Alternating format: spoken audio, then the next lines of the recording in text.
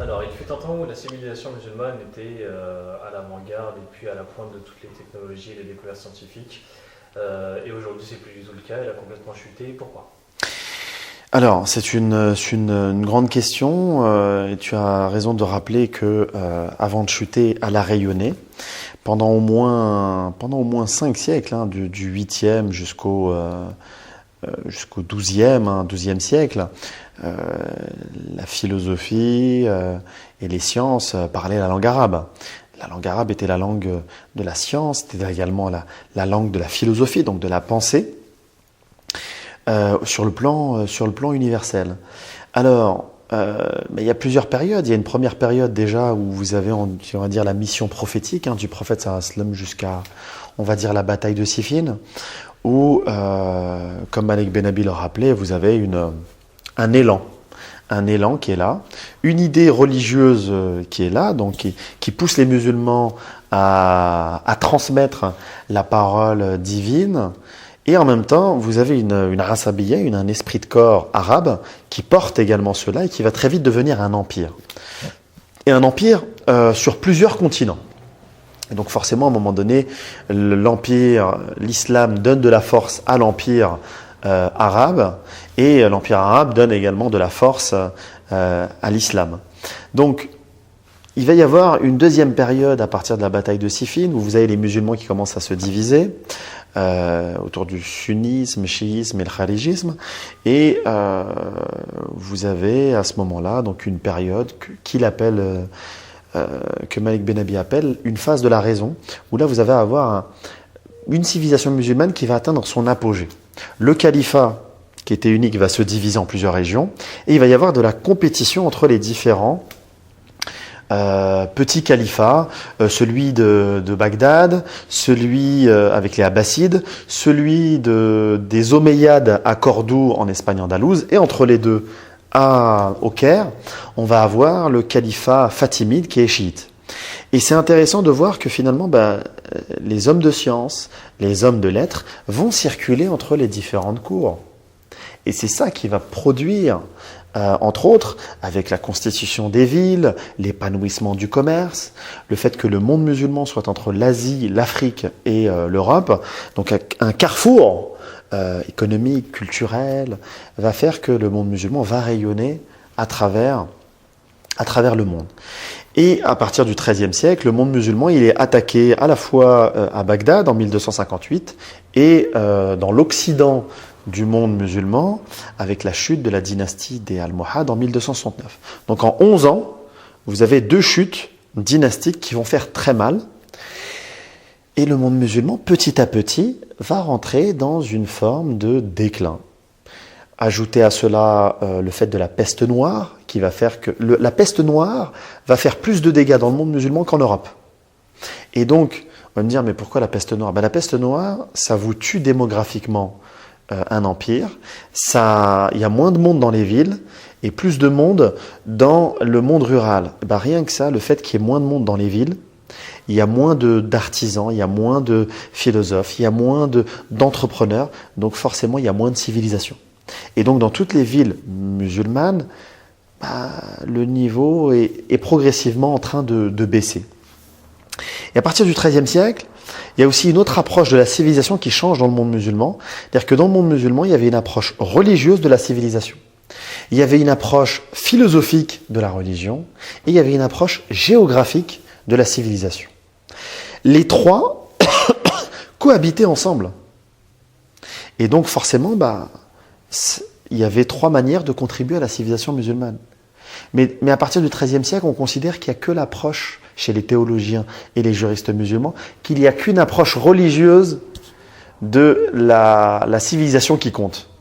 Les philosophes également se marginalisent et considèrent qu'il n'y a qu'une manière de voir la civilisation par la philosophie et la géographie. Alors qu'on avait quelqu'un comme Al-Idrissi qui avait fait la carte du monde pour justement le roi de Sicile, on va voir que la géographie qui va être quand même à la base des sciences humaines, finalement on la met de côté. Et il y a un ouvrage qui est symbolique d'une forme de décadence du monde musulman, c'est l'ouvrage d'Ibn Khaldoun, la Muqaddima, qui est une œuvre magistrale, qui influencera le rapport aux sciences humaines, même en Occident et en Europe. Et pourtant, quand elle est sortie, quand la Muqaddima est sortie, eh ben, elle n'a pas eu d'influence décisive dans la société, elle n'a pas lancé une dynamique scientifique. Donc tous ces éléments-là, en rappelant également que sur le plan économique, le monde musulman maîtrise moins la Méditerranée et qu'à partir du XVe siècle, l'Europe occidentale découvre le Nouveau Monde, donc l'or, notamment des Amériques, et contourne par l'Afrique le monde musulman, et donc ils accèdent au marché asiatique sans passer par le monde musulman. Donc tous ces facteurs-là, économiques, culturels, scientifiques, philosophiques, le fait que les villes diminuent, le fait que le monde musulman vit sur ses acquis, qu'il n'y ait pas de nouvelles découvertes, et pas forcément envie de faire de nouvelles découvertes, l'émergence de l'Occident, une forme de despotisme et de luxure, et le peu de curiosité vis-à-vis des autres civilisations, font que le monde musulman progressivement rentre dans une forme de décadence. Mais en même temps, il ne faut pas oublier aussi la civilisation et la dynastie des Mamelouks, des Ottomans, des Safavides et des Mongols en Inde, qui maintiennent quand même le monde musulman à un certain niveau. Là, on parle de début de décadence par rapport à un niveau qui était déjà très haut. Pas forcément... mais même ce niveau-là, il est déjà très bon. Et il reste encore très bon pendant plusieurs siècles. La vraie différence avec le sentiment de la chute, c'est vraiment le 19e siècle, avec la colonisation et la révolution industrielle française, qui fait qu'à un moment donné, on colonise le monde musulman. Et là, le monde musulman se rend compte qu'il va falloir qu'il se réveille, qu'il a été dans une décadence, ceci, cela, etc., etc. Mais pendant très longtemps, avec le monde musulman, avec un empire ottoman qui est là, il n'y a pas forcément une vision d'un déclin tel que l'on se fait aujourd'hui. Donc voilà, toutes ces raisons expliquent un petit peu et c'est une liste non exhaustive des raisons qui ont poussé à la chute du monde musulman. Et on pourrait ajouter peut-être en guise de conclusion une dernière. Une dernière, ce serait le rapport à l'islam. À partir du moment où l'islam ne crée plus de la cohésion au niveau de la société, les peuples musulmans, qu'est-ce qu'ils font ? Et qu'il n'y a pas un empire, voilà, parce que l'idée de l'empire et de l'idée religieuse, il faut vraiment les associer. Si vous n'avez pas un empire fort et une idée religieuse qui fédère tous les habitants de l'empire, finalement, il n'y a plus de centralité, il n'y a plus un État fort qui centralise, il n'y a plus une religion qui fédère, et donc les gens passent d'une identité musulmane impériale à une identité tribale.